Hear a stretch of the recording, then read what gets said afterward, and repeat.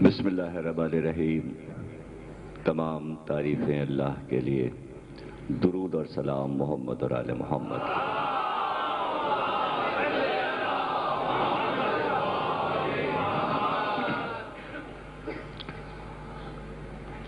الوداع عشرے کی چھٹی تقریر آپ حضرات قصر مسیب میں سماعت فرما رہے ہیں۔ آئیں مولانا آفتاب صاحب تشریف لائیں، آئیے، آ جائیں، آ جائیں۔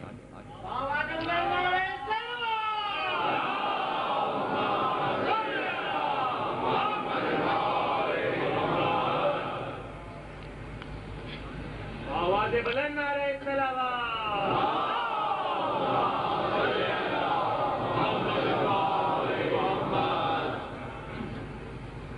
موضوع آپ کے اذہان میں محفوظ ہے کہ امام مظلوم کی عزاداری پوری دنیا میں کس طرح منائی جاتی ہے اور کس طرح آپ کو خراج پیش کیا جاتا ہے۔ دراصل کسی کی یاد منانے کے لیے لازمی ہے کہ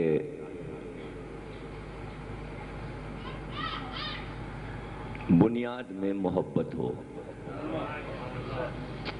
بغیر محبت کے کوئی نہیں منا سکتا۔ غیر اقوام پہلے سمجھتی ہیں یہ قومیں ہستیوں کو پہچانتی ہیں، اور جب ان کے بارے میں انہیں معلوم ہوتا ہے تو ان کے دل میں محبت بڑھتی جاتی ہے۔ محبت انہیں اس منزل تک لے آتی ہے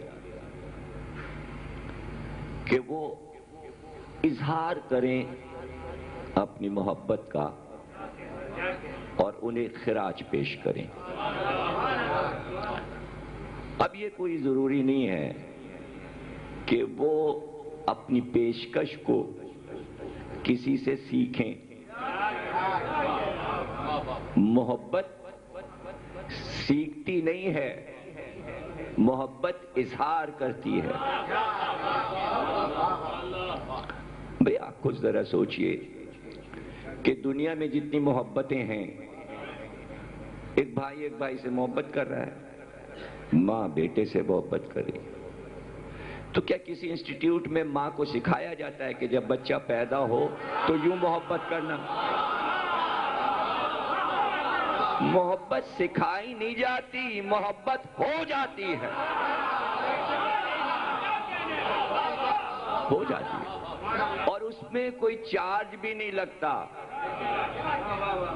دیکھیے نا، کوئی ماں اپنے بیٹے سے پیار کر رہی ہے، کوئی بھائی سے پیار کر رہا ہے، باپ بیٹے سے کر رہا ہے محبت۔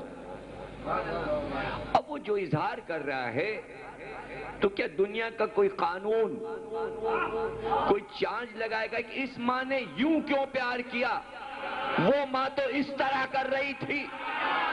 نہ، جب تک آپ یہ بات نہیں سمجھ لیں گے ہم آگے نہیں بڑھیں گے، تقریر نہیں ہو پائے گی۔ کوئی باپ اپنے بیٹے کو بہت چاہتا ہے تو کیا کوئی چارج لگے گا اس پہ؟ ایسا کیوں کیا؟ بیٹے کو یہ کیوں دلا دیا؟ ایسے کیوں محبت کی؟ ہر جگہ بیٹے کو کیوں لے کے جاتے ہو؟ اتنا زیادہ بیٹے کے سامنے جھک کیوں جاتے ہو؟ اس کی مرضی ہے، اس کا بیٹا ہے، وہ باپ ہے۔ اگر اگر کوئی باپ محبت میں اپنے بیٹے سے دب بھی رہا ہے تو پڑوسی کو بھی حق نہیں ہے کہ تو اپنے بیٹے سے اتنا دبتا کیوں ہے؟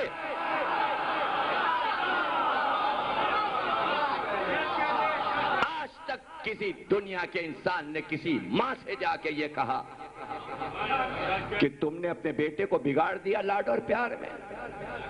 ماں ماں ہے، نہیں سمجھے آپ؟ غنڈہ نکل جائے، بدماش نکل جائے، ماں کی محبت نہیں بدلتی۔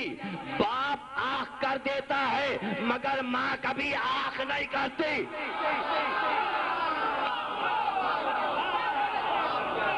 کبھی سنا ہے جنگ اخبار میں اشتہار آتا ہے فلاں صاحب نے اپنے بیٹے کو آنکھ کر دیا ہوگا؟ ماں کا بھی اشتہار آیا؟ ماں کا بھی اشتہار آیا؟ چونکہ ماں کے پاس محبت کی سب سے بڑی طاقت قدرت نے عطا کی تھی، اس لیے قرآن میں کہا تیری ماں تیرا رب ہے، رب کے علاوہ یہ کوئی کر نہیں سکتا۔ جیسے اللہ اپنے بندے کو آنکھ نہیں کرتا گناہ پر، اسی طرح ماں بھی نہیں کرتی۔ سمجھ گئے؟ قرآن میں کہا تیری ماں تیرا رب ہے۔ آج تک تو نہیں کسی فرقے کے عالم کو ہم نے دیکھا کہ فتویٰ آیا ہو قرآن کے خلاف کہ رب صرف اللہ ہے، ماں کو رب کیوں کہا؟ آ جائے فتویٰ قرآن کے بارے میں کہ قرآن نے شرک کیا ماں کو رب کہہ کر۔ قرآن سے پوچھو تو کہ ماں کو رب کہا کیوں؟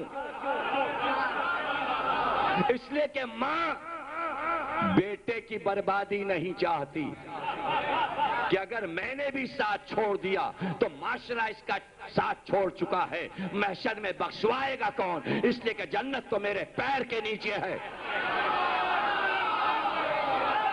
اگر میں نے چھوڑ دیا تو جہنم میں چلا جائے گا۔ اس لیے اللہ نے علی سے لے کر مہدی تک ہر امام کو رب کہا ہے۔ علی بھی رب ہے، حسن بھی رب ہے، حسین بھی رب ہے، اور امام محمد باقر نے کہا کبھی ہم رب بن جاتے ہیں۔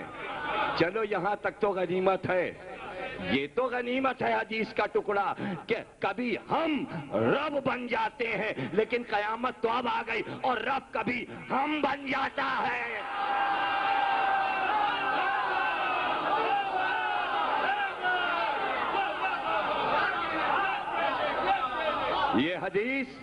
یہ حدیث کتابوں میں ہے کتابوں میں، لیکن آج سے 20 برس پہلے اسی منبر پر فاتح تیغ مولانا بشیر صاحب نے یہاں پڑھی تھی اور میں یہاں بیٹھا ہوا تھا، اور وہ مجلسیں جو انہوں نے یہاں پڑھی تھی وہ چھپی ہوئی بازار میں ہیں۔ کسی کو پڑھنا ہو تو مجالس بشیر خرید کے پڑھ لے۔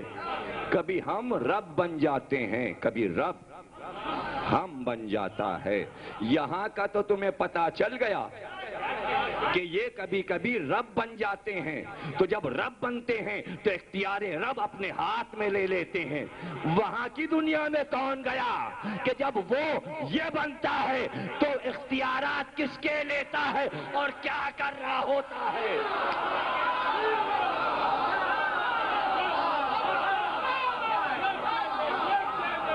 مجھے کوئی سمجھائے کہ اگر یہ رب بن جاتے ہیں کسی وقت تو بن گئے رب۔ ہو سکتا ہے زیادہ اختیارات استعمال کرنے تھے ان کو تو اس وقت یہ رب بن گئے، لیکن وہ یہ کیوں بن رہا ہے یہ ہمیں کوئی سمجھائے تو ہم جانیں۔ بندے کی ضرورت تو ہو سکتی ہے کہ وہ رب بن کر اختیارات زیادہ لے لے، ایسا ہوتا ہے کسی ملک کا صدر چلا جائے دورے پہ تو نیابت کے لیے کسی کو چھوڑ جاتا ہے. یہ رسول اللہ بھی کرتے تھے.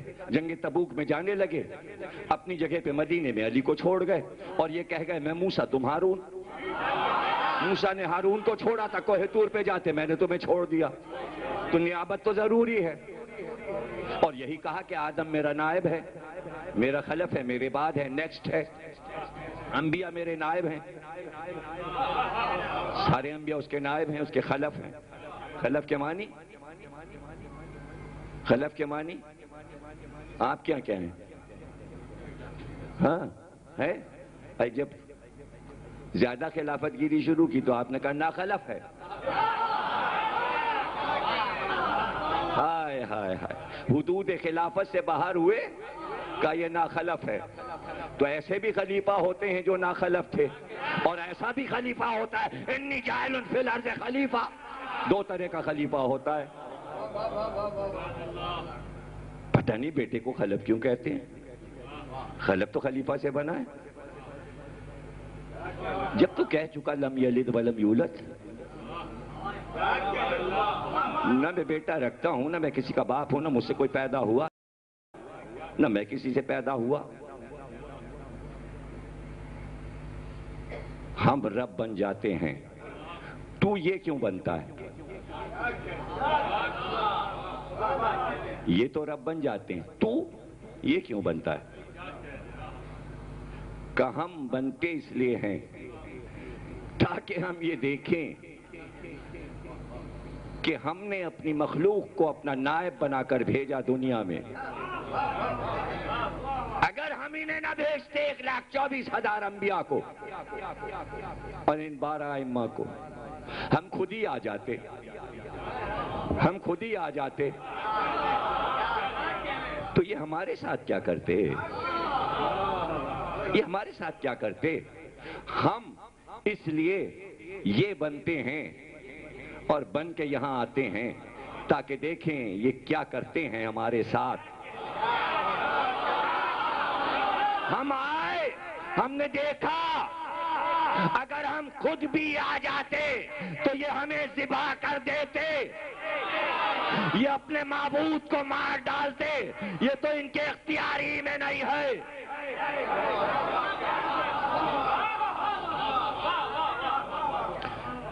تو جو اپنے رب کے قاتل ہوں, اسی لیے ماں کو رب بنا دیا کہ اگر ماں کی نافرمانی کی تو تم نے انسانیت کو قتل کر دیا. گویا تم نے رب کو قتل کر دیا.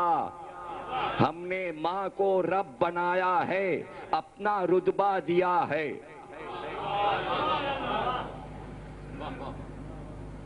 اپنا رتبہ دیا ہے.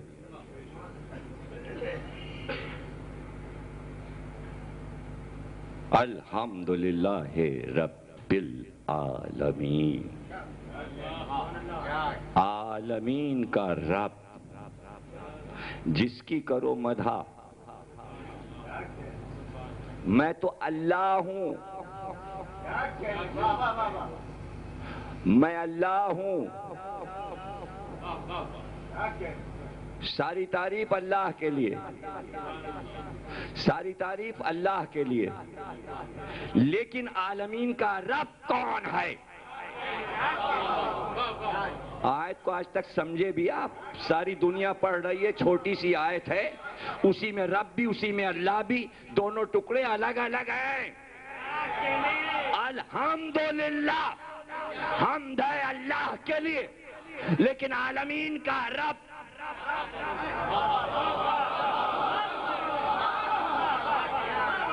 یہی تو یہاں مسئلہ آ جائے گا. بیچ میں ہے رب, بیچ میں رکھا, عالمین میں ان کو بھیجا.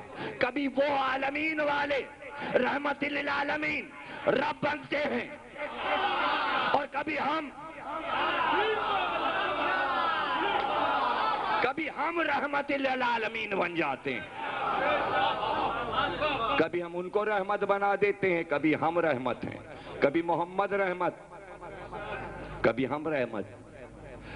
اللہ کی رحمت یہ کیا ہے؟ یہاں تو کسی نے شرک کی بحث نہ کی، حالانکہ سامنے کا تھا مسئلہ، بارش ہو رہی اللہ کی رحمت ہے، بیٹا دیا اللہ کی رحمت ہے، بیٹی دی اللہ کی رحمت ہے، اجی ہمیں بہت تنخواہ مل رہی اللہ کی رحمت ہے، ہر جگہ اللہ کی رحمت۔ اللہ کہہ رہا ہے رحمت للعالمین، عالمین کی رحمت تو محمد ہے، تو شرک تو یہاں ہوا، شرک تو یہاں ہوا، شرک تو یہاں ہوا۔ پہلے رب محمد، علی تو بعد میں رب، پہلے محمد رب پھر علی رب۔ کیا سمجھے عبداللہ ابن عباس؟ کہاں سمایا ہے قرآن؟ سمٹا ہے قرآن تو کہاں آیا؟ بسم اللہ کی بے میں آیا، بے ہی تو رب ہے۔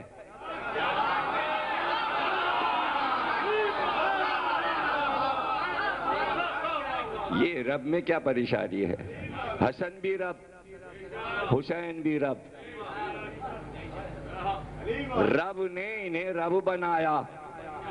اگر نہ بناتا، اب اس کے آگے کوئی جملہ میرے پاس نہیں ہے کہ میں کہہ سکوں، مجھے آگے بڑھنے دیجئے۔ اگر ان کو رب نہ کہتا 14 معصوم کو، تو قرآن میں چونکہ ہر بیٹے کی ماں کو رب کہہ چکا تھا، تو یہ شکوہ کرتے کہ ہر ایک کی ماں کو 14 معصوم سے تو نے بڑھا دیا۔ واہ واہ واہ واہ واہ واہ، تمہاری امائیں رب بن گئی،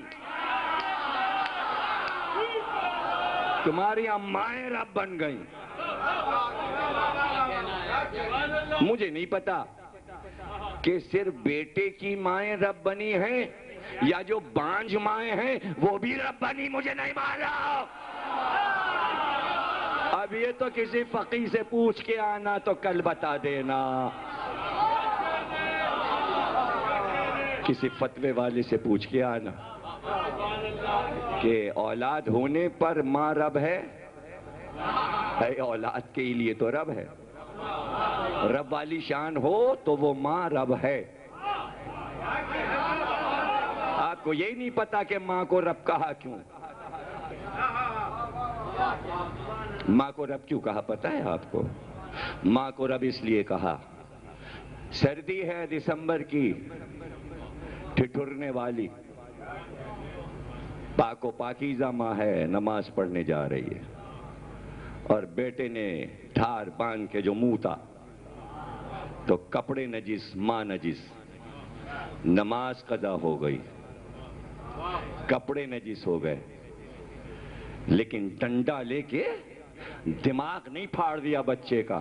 موقع یہی تھا کہ اس بچے کو قتل کر دیا جاتا جس نے رب کی نماز رکوائی، ماں کی طہارت کو نجاست میں بدلا، مگر اس نے اٹھا کے پورا گبا پھینک نہیں دیا، پیار سے الگ لٹایا، پہلے اس کے کپڑے بدلے، پھر اس سردی میں اپنے آپ کو پاک کیا۔ وہ بیٹا دیکھ رہا ہے کہ گناہ پہ گناہ ہو رہا ہے، مگر بندے کو تلوار لے کے قتل نہیں کر رہا۔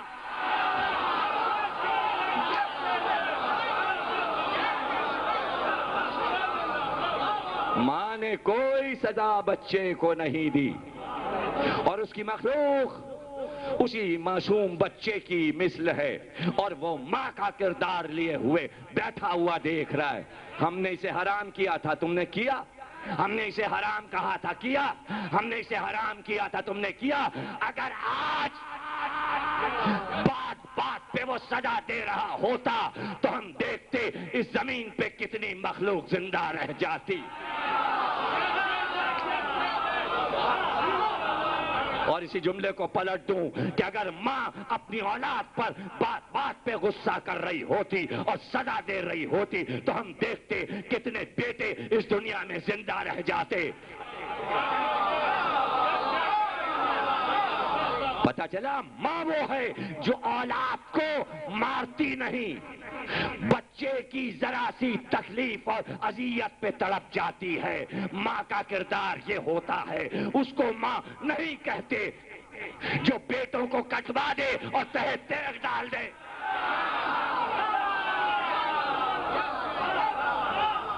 ماں وہ نہیں ہے. ماں کا کردار عدلیہ میں سامنے آیا. بیٹا ایک تھا، مائیں دو تھیں، دونوں کہہ رہی تھیں میرا بیٹا میرا بیٹا. علی نے کہا قمبر بچے کو آدھا کاٹ کے آدھا اسے دے دو آدھا اسے دے دو. تو ایک عورت چلائی مولا علی بچہ اسی کو دے دیجئے. علی نے کہا یہ ہے ماں. اس لیے کہ ماں یہ چاہتی ہے کہ بچہ زندہ رہے چاہے غیر کی گود میں رہے، جیے تو زندہ تو رہے. اسلام علی کا بیٹا تھا. جب ابو بکر کی گود میں گیا تو تلوار نہیں نکالی، ورنہ بچہ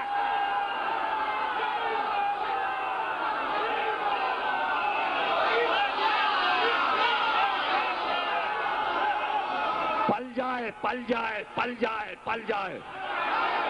جملہ سن لو، علی اسلام کے رب تھے.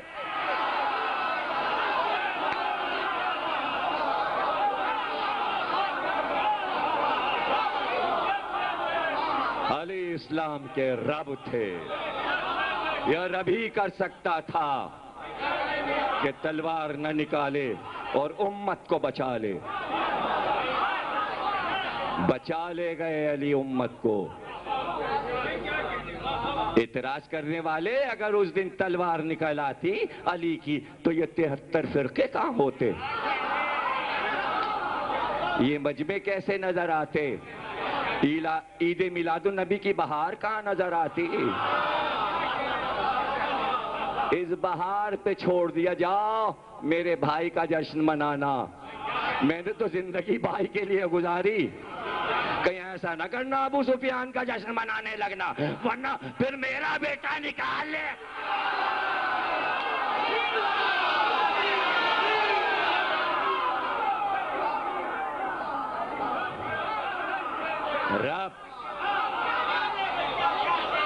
رب ہاں نیزے کو گاڑ کے خیمے کے سامنے حد بندی کر کے دوسرا نیزہ ذوالفقار پہ گاڑ دیا لے جا کے.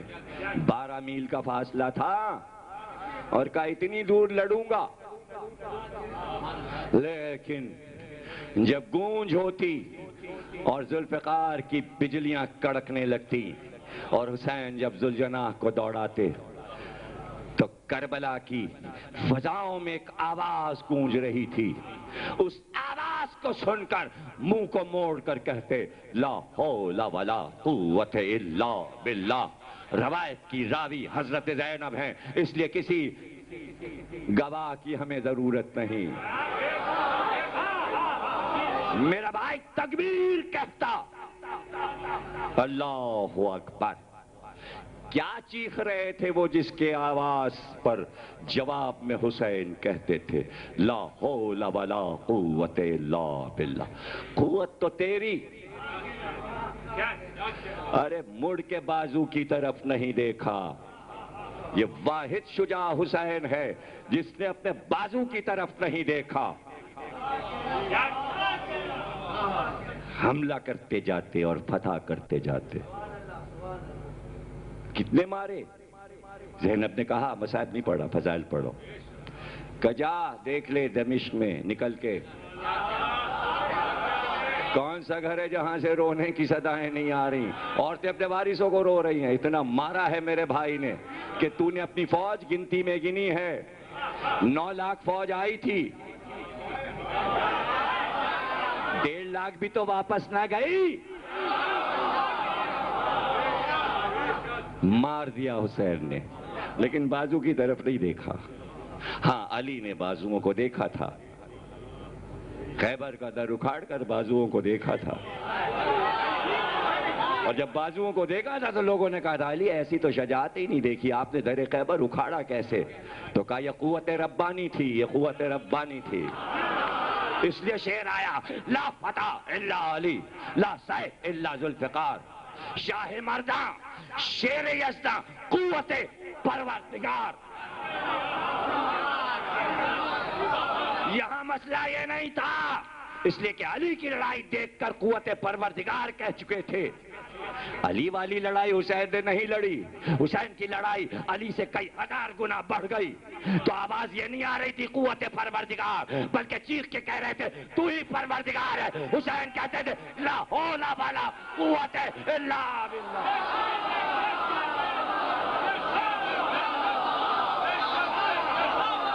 لا حول ولا قوت الا باللہ۔ گھوڑے کو اڑتے دیکھا، ذوالفقار کو بڑھتے دیکھا، 9 گز بڑھتی تھی، عصائے موسیٰ والے معجزے رکھتی تھی، ہوا پہ جا رہا تھا آج ہی کے دن تو رسول نے اس کا نام ذوالجناح رکھا تھا، اس لیے کہ وہ پرواز کر رہا تھا۔ ذوالجناح کہتے ہیں 2 پروں سے پرواز کرنے والوں کو، ذوالجناح ہینڈ خطاب ہے جعفر طیار کا، ذوال کہتے ہیں 2 کو، جنا کہتے ہیں پر کو، پر کے ساتھ مخلوق یہاں کی نہیں ہے، وہ براق کے شجرے سے تھا، جہاں سے ذوالفقار آئی تھی وہیں سے آیا، اس لیے کربلا کے بعد کوئی ڈھونڈ نہیں سکا گیا کہاں۔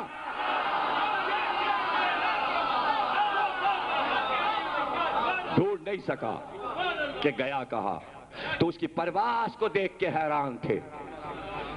تو جس کے پاس ایسی تلوار ہو اور ایسا گھوڑا ہو کہ کبھی دیکھا ہی نہیں، تو چیخ یہی تھی یا ذوالفقار جان بچانے کے لیے چھوڑ دے مجھے، تو ہی تو ہمارا خدا ہے، تو ہی تو ہمارا خدا ہے۔ ایک دین سجا سجایا حسین کے سامنے تھا، تقریر اپنی منزل پہ آئی اور میری محنت کو ضائع مت کیجئے گا۔ حسین کے سامنے ایک سجا سجایا دین تھا، اور سب کے منہ پہ تماچے لگانے کے لیے حسین کے پاس ایک خزانہ اس وقت تھا، اور وہ خزانہ یہ تھا بس میرے نانا کی گدی چھین کر تم کیا بن گئے؟ خلف مدینے کے حاکم۔ ابھی چاہوں ابھی تو تمہارے بنائے ہوئے یہ مسلمان جتنے ہیں سب سجدہ کریں میرے قدموں پر اور میں خدا بن جاؤں، اور قیامت تک میں خدا بنا رہوں گا۔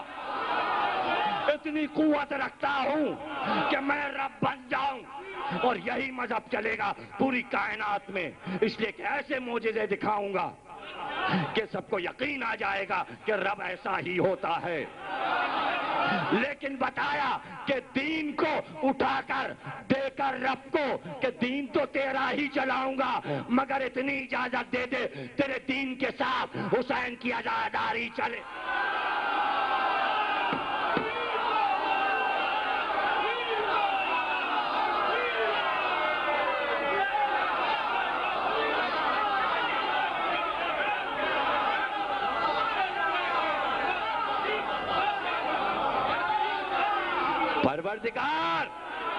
پروردگار سن، اتنی طاقت دے دے حسین کو آج، اور اس کے ذکر کو طاقت دے دے، اس لیے کہ اس نے کہا تھا ہم تمہارے ذکر کو بلند کریں گے،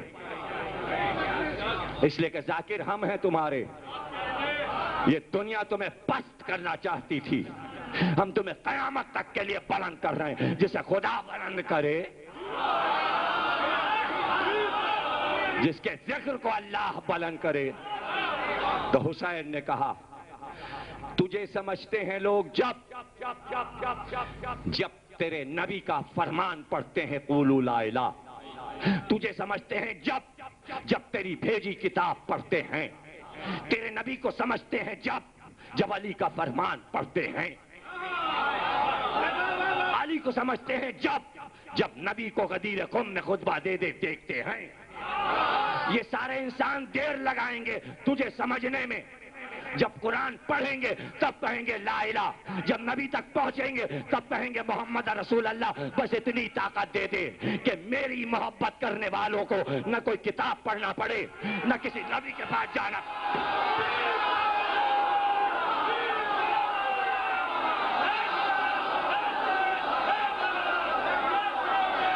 ماشاءاللہ۔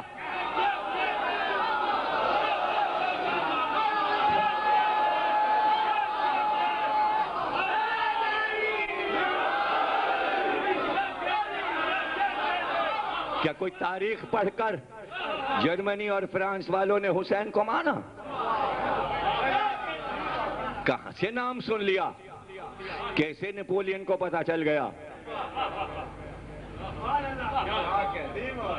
کیسے ڈاکٹر براؤن کو پتا چل گیا؟ کیسے کارلائل کو پتا چل گیا؟ کیسے گیبن کو پتا چل گیا؟ نہیں، کوئی کتاب نہیں پڑھتے. سرایت کر رہا ہے فضا میں حسین کا نام. طاقت اس نے دی ہے. کیوں دی؟ اس لیے کہ جو طاقت حسین استعمال کر رہے تھے اس کی مرضی اور اس کی محبت میں ذوالفقار کو روک کر نام نے رکھا تو کہا بازوؤں کی طاقت جو فتح میں تھی تیرے ذکر کو فتح بنا دیا. اب جہاں تیرا ذکر جائے گا حسین تیری فتح ہوتی جائے گی. سارے ملک ایک طرف، ذکر حسین ہے.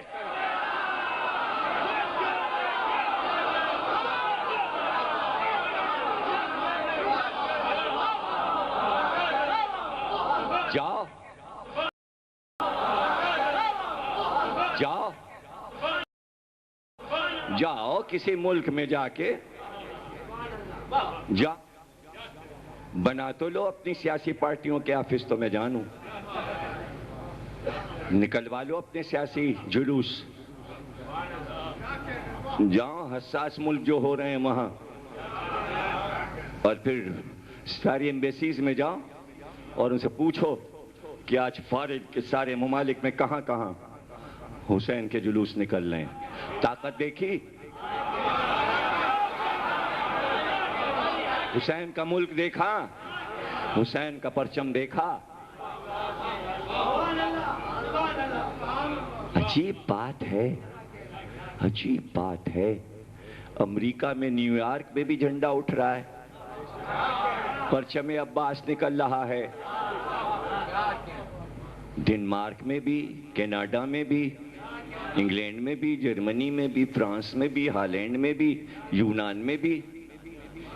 کہیں سے اب تک آواز نہیں آئی یہ بدعت ہے، یہ شرک ہے، یہ بدعت ہے، یہ شرک. یہ آوازیں کن ممالک سے آ رہی ہیں؟ ان ملکوں کے ہمیں نام بتاؤ جہاں عزاداری کو بدعت کہا جاتا ہے. ان ملکوں کے ہمیں نام بتاؤ جہاں عزاداری کو شرک کہا جاتا ہے. تو اب دونوں کا موازنہ کرو نا. جو حسین کی عزاداری سے پیار کرتے ہیں اور جو حسین کی عزاداری کو نفرت سے دیکھتے ہیں، تو اب تم بتاؤ کسے گلے لگائیں؟ ہم کس سے پیار کریں؟ ذرا ہمیں بتا دو. اس لیے کہ ہم تو حسین کو پیار کرتے ہیں. جو حسین کو پیار کرے گا وہ ہمیں اچھا لگے گا. یہ بتاؤ فیصلہ کریں کیسے؟ ہم کو بتا دو نا کیسے یہ فیصلہ ہوگا. ہمیں اچھے لگتے ہیں وہ لوگ، ہمیں اچھے لگتے ہیں وہ لوگ جو حسین سے محبت کرتے ہیں. اور زیادہ دیر تھوڑی لگتی ہے انہیں. آواز سنی، علم دیکھا، تعزیہ دیکھا، تابوت دیکھا، چل دیے ساتھ. مجلس میں آئے، بیٹھ گئے. چند دنوں بعد پتہ چلتا ہے سردار جی سلام کہنے لگے، سردار جی نوے پڑھنے لگے. دیری نہیں لگتی. چاہیے نا کبھی سکھوں کا جو صوبہ ہے وہاں نکل جائیے، ہریانہ سے لے کے امرتسر تک، لدھیانہ، پنجاب، پٹیالہ. آپ کو کچھ خبر بھی ہے؟ پڑھنے پر آؤں تو برسوں گزر جائیں اور بات ختم نہ ہو. سامانہ جگہ ہے، 45 لاکھ شیعہ رہتے تھے وہاں، 45,000 شیعہ رہتے تھے، علاوہ دیگر فرقوں اور مسلمانوں کے. ایک ساتھ پورا شہر خالی ہوا. سامانہ نام معلوم ہے اس کا کیوں ہے؟ پٹیالہ کے پاس یہ جگہ ہے. لدھیانے سے جب آگے بڑھے تو سامانہ جگہ، اور پٹیالہ صوبے میں ہی آتا ہے، ضلع میں آتا ہے. سامانہ نام معلوم ہے کیوں ہے؟ اس لیے کہ سمائنہ خاتون امام علی نقی علیہ السلام کی والدہ کا نام،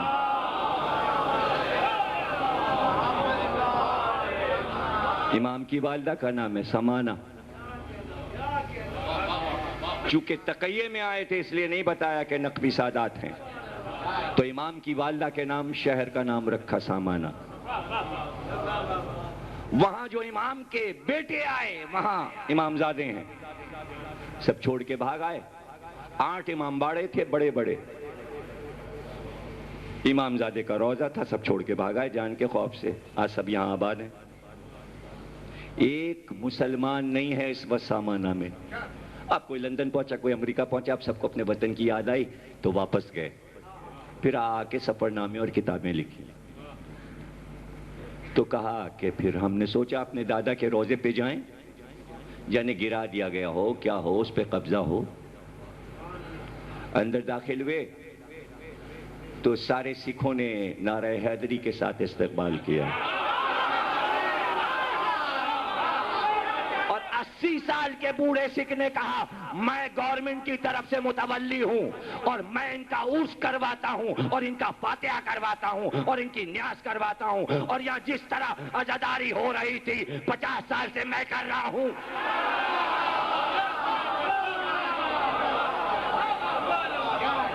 طاقت دیکھیے آل محمد کی، کہاں بیٹھے ہوئے ہو، پڑھو سمجھو پڑھو۔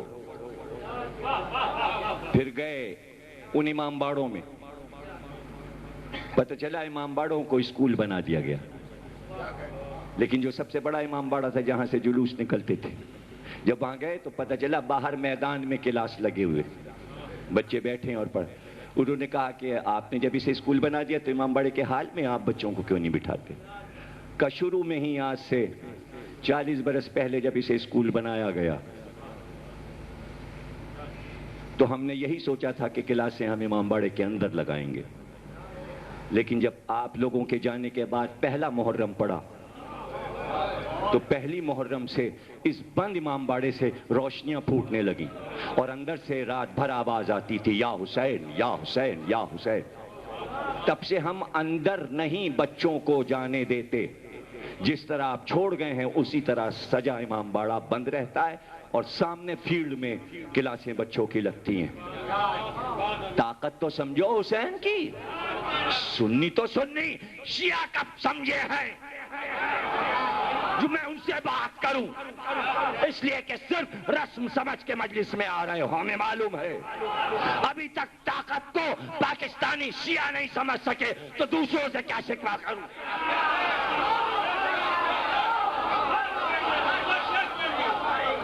باہر والوں سے کیا شکوہ کروں؟ تمہیں کیا حق ہے؟ تم نے نہیں حسین کا نام پہنچایا ایک یہودی، عیسائی اور ایک ہندو اور ایک سکھ تک، وہ تمہارے احسان مند نہیں ہے، انہوں نے اپنی کوشش سے تلاش کیا حسین کو، تم نہیں جنت دلاؤ گے۔ اور جب انہیں نام حسین مل گیا تو جتنی ان کی عقل تھی اس طرح انہوں نے حسین کو سمجھا اور یاد منائی۔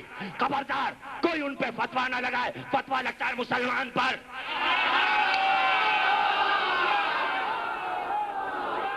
وہ تمہارے فتوے سے باہر ہے۔ اگر ایک ہندو عورت زلجنا کے قدموں پہ سجدہ کر لے تو وہاں فتویٰ نہیں ہے۔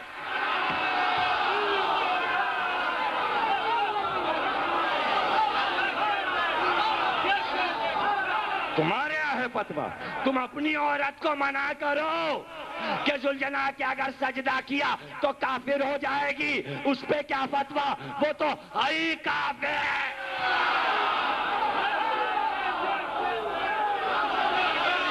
اس کا کیا بگاڑو گے؟ اس کا کوئی کیا بگاڑے گا؟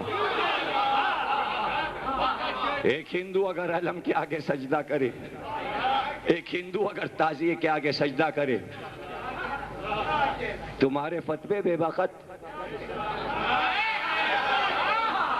وہ ان سے کیا مطلب؟ آپس میں کہتے رہو یہ بدعت یہ شرک، یہ بدعت یہ شرک۔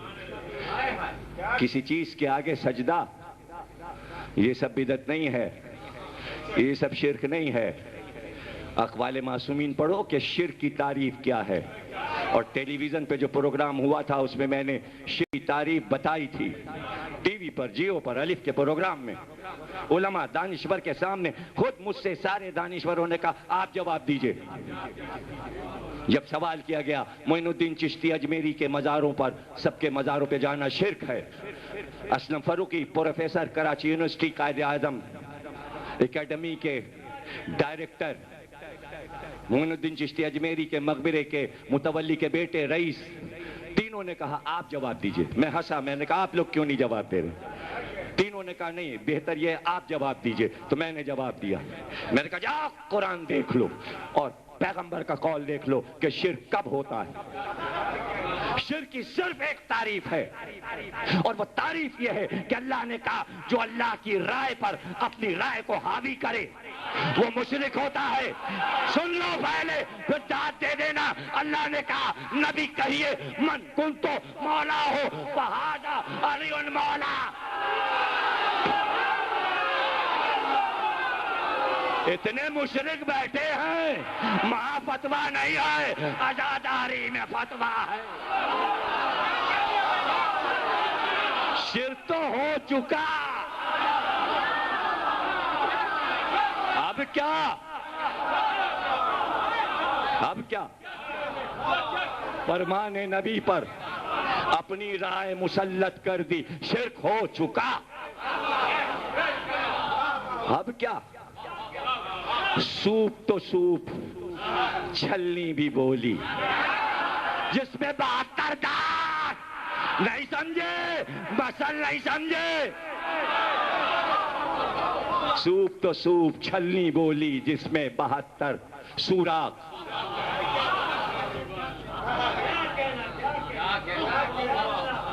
شرک ہو چکا میرے بھائی، اب بار بار کیا شرک ہوگا؟ اور اگر کافر کہہ بھی لیا تو برا ماننے کی کیا بات ہے؟ یہ تو دیکھو قرآن میں اللہ کافر کسے کہہ رہا ہے؟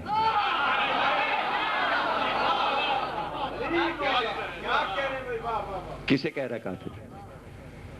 کفر بالطاغوت، کفر اختیار کرو اے مسلمانوں۔ پہلے کلمہ پڑھوایا، لا الہ کہلوایا، مسلمان بنایا، پھر مومن بنایا، پھر متقی بنایا، پھر آیت اتار دی۔ چونکہ اللہ نے تقاضا کیا تھا کافر بنو، ہم کافر بن گئے۔ اب کافر کو کافر کہا تو کیا کافر کہا؟ اور اگر کافر ہو بھی گئے تمہاری نظر میں تو یہ کفر ہمیں مبارک، اس لیے کہ کئی لاکھ کافر حسین کی عزاداری کر رہے ہیں، تو ہم حسین سے وہاں پوچھیں گے کہ یہ سارے ہندو، ہندوستان کے کافر، مراٹھا، یہ جے پور والے، یہ بمبئی والے،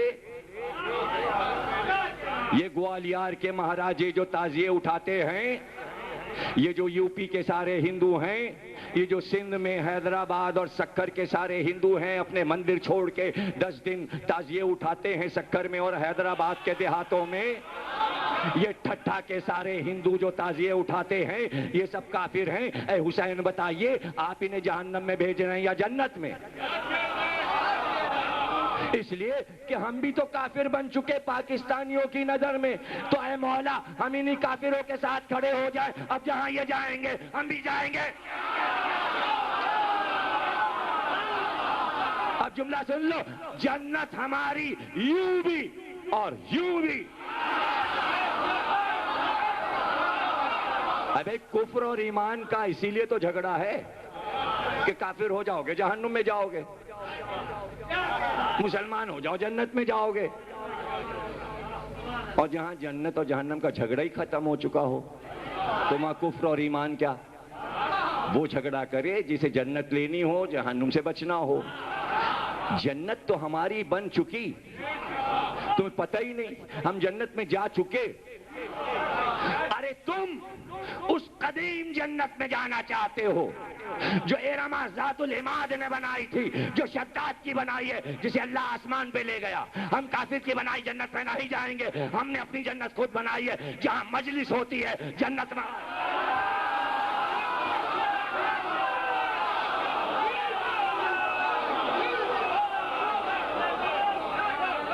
ہم ہر وقت اپنی جنت میں بیٹھے ہیں، یہ ہماری جنت ہے.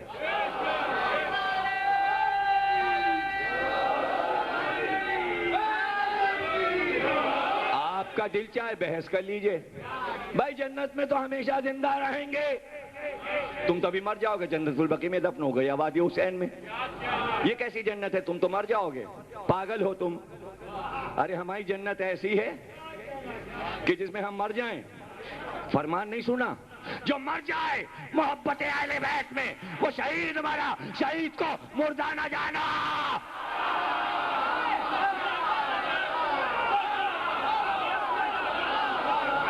ہمیں اپنی جنت میں جینے دو، ہمیں اپنی جنت میں جینے دو. اور یاد رکھو پیغام ہیں یہ سارے، برسوں کام آئیں گے، صدیوں. جب ہستی بڑی ہوتی ہے تو اس کو ماننے کے کلرز الگ الگ ہوتے ہیں. 33 کروڑ رنگ بنائے ہیں اللہ نے. صرف زرد رنگ میں جو شیڈ ہیں وہ 65,000 ہیں. تو لال اور سبز اور نیلے اور کتھئی کے شیڈ تو چھوڑ دو. 33 کروڑ کلرز ہیں. حسین کی عزاداری کے رنگ ملک بھی گن نہیں سکا. تو لڑائی اس پہ نہیں ہوتی کہ تم نے ہری قمیص کیوں پہنی اور تم نے لال کیوں پہنی اور تم نیلی پہن کے کیوں آئے. جس کو جو رنگ سوٹ کرے گا وہ پہنے گا. حسین کی عزاداری میں کلرز ہے. جس کا دل چاہے علم کے آگے جھک جائے، جس کا دل چاہے زنجیر کا ماتم کرے، جس کا چاہے ہاتھ کا دوسرے پہ اعتراض نہ کرو. اپنے اپنے رنگ اپنا لو، اپنے اپنے رنگ اپنا لو. بس اپنے کو دیکھو تم کیا کر رہے ہو. جو کچھ کر رہا ہے اسے کرنے دو، اس لیے کہ یہ محبت کے رشتے ہیں. حسین جانے اور حسین کا پیارا عزادار جانے. نہیں ہے فتویٰ، نہیں ہے آقائے میرزا، آیت اللہ شیرازی، آیت اللہ بروجردی، آیت اللہ نائنی، سب کے دور میں مسئلہ اٹھا. یہ مسئلے اٹھتے تھے. آگ کا ماتم کریں سرکار، زنجیر کا ماتم کریں سرکار. فتوے چھپے موجود ہیں. ایک ہی جواب، مادر حسین می ترسیدم. میں فتویٰ نہیں دے سکتا، میں حسین کی ماں سے ڈرتا ہوں. پتہ چلا سب کو معلوم ہے عزاداری کا رشتہ فقہ و شریعت سے نہیں ہے، مادر حسین سے ہے. مادر حسین سے. بس امام وارث حسین کا زندہ، عزاداری ان کی. کوئی چیز غلط ہوگی خواب میں آ کے بتا دیں گے، یہ نہ کرنا. 1400 سال میں آج تک کسی امام نے کسی خدام کے خواب میں آ کے یہ نہیں کہا کہ عزاداری حسین میں یہ غلط ہے. ڈھونڈ کے کوئی واقعہ لا دو، کسی کتاب میں تاریخ میں لکھا ہو کہ کبھی عزاداروں کو تنبیہ کی گئی ہو کہ یہ غلط ہے. نہیں. ہندو بنیے کا لڑکا کاغذ کا تعزیہ بناتا، کھیل تھا، 4 برس کا تھا، بنا کے تھوڑی دیر تک اٹھاتا اور اس کے بعد ڈال کے زمین پہ پیر سے کچلتا، توڑ دیتا، پھر دوسرا بناتا. لوگوں نے شکایت کی، یہ تمہارا 4 سال کا بچہ ہمارے تعزیے کی بے ادبی کرتا شبی بنا کے. کہا اس نے خود ہی بنایا ہے، تمہارا تعزیہ تو نہیں. لیکن ہم اسے ڈانٹیں گے. جب 2-3 بار اس نے کیا، اس نے آ کے 2-3 تھپڑ مارے، اتنی زور سے مارے کہ بے ہوش ہو کے بچہ گر گیا. خواب میں حسین کھڑے ہوئے تھے. تم نے کیوں مارا اس کو؟ کیوں مارا؟ بچہ ہے، ہمارے تعزیے سے کھیل رہا تھا، جب بڑا ہوگا تو خود سر پہ اٹھائے گا. ابھی تو معصوم ہے، ابھی تو معصوم ہے، ابھی اس کا کھیل ہے. نام حسین ابھی بچپن کا کھیل ہے. بڑے ہو کے بہت بڑا عزادار بنے گا. اب اس کو کچھ کہنا نہیں، اب اسے کچھ کہنا نہیں. بہت بڑا آدمی بنا، وزیر بنا، وزیر بنا، حکومت کا وزیر بنا.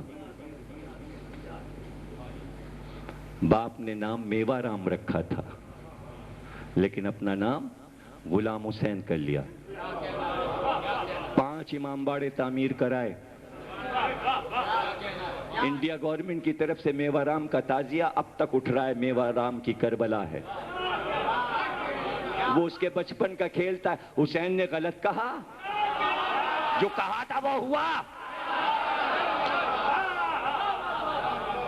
عزادار کو اس طرح نہ دیکھا کرو کہ یہ کیا کر رہا ہے، شرک کر رہا ہے، غلط کر رہا ہے، گناہ کر رہا ہے. اے مسلمانوں، ہم تم سے کہہ رہے ہیں، ہر تصویر کے کئی رخ ہوتے ہیں. واقعہ سڑک پہ ہوتا ہے، پولیس گواہی لیتی ہے، ہر گواہ کا بیان الگ ہوتا ہے. اس لیے کہ کوئی پل پر سے دیکھ رہا ہے کہ گاڑی گر گئی، کوئی نیچے سے دیکھ رہا ہے، کوئی دائیں سے دیکھ رہا ہے، کوئی بائیں سے. ہر آنکھ کا اینگل بدل جائے گا. 5 کیمرے لگا دو، 5 کیمرے کی ویڈیو دیکھو، الگ الگ ہوں گی. ادھر جو لگے گا تو ادھر والے آئیں گے، جو کیمرہ ادھر لگے گا ادھر والے آئیں گے، جو کیمرہ ادھر لگے گا تو میں آؤں گا، ادھر کیمرہ لگا ہے تو میں آؤں گا، آپ کے سر آئیں گے. اس لیے کہ کیمرے کے اینگل ہوتے ہیں، آنکھ بھی کیمرہ ہے، اینگل ہوتا ہے. عزاداری کروڑوں اینگل سے دیکھنے والوں، یہاں سے آ کے دیکھو گے تو صحیح سمجھ میں آئے گی. آتے جاتے کیا دیکھ رہے ہو؟